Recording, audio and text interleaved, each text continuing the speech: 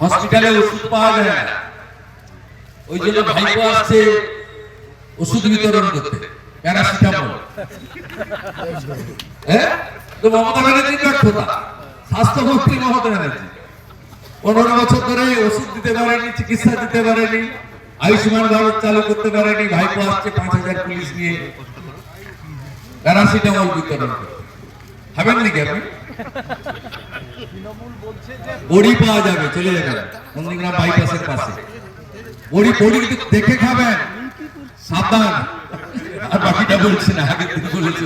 দাদা তৃণমূল বলছে যে 5 বছর আপনারা ভুল করেছেন আর ভুল করবেন না। আজকে বলছে 5 বছর ভুল করেছেন।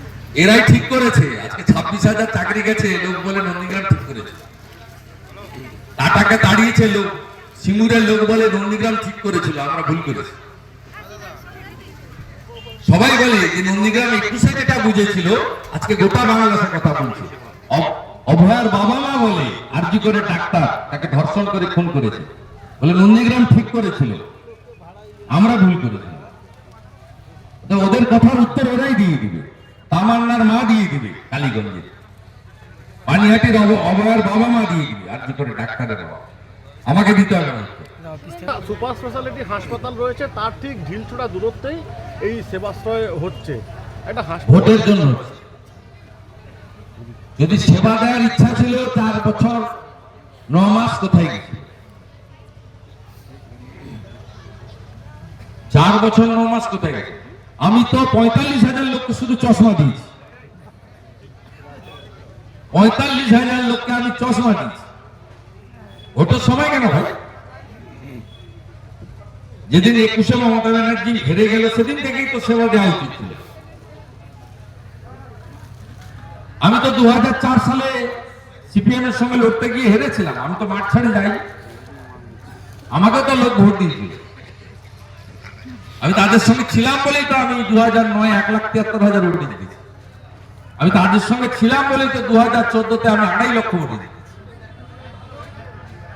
তুমি 1,08,000 ভোট নিয়ে গেছো, 5 বছর তোমার দেখা নাই রে, তোমার দেখা নাই। ভোটের সময় তুমি শীতে যেমন আলিপুর চিড়িয়াখানায় পাখি আসে, উঠতে উঠতে উঠতে পরিযায়ীর মতো এলে কি টুপি পরবে কেউ? শান্তিতে আছে নন্দীগ্রামে, আমি বা আমরা আছি বলে।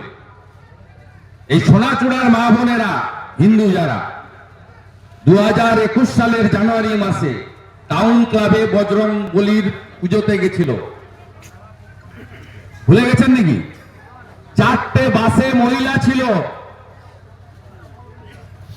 ওই গড়চক্রবেড়িয়ার ভেসারির খেতে ডেকে মাঠে নিয়ে গিয়ে মারতে মারতে 45 জনকে ইনজোর করেছিল।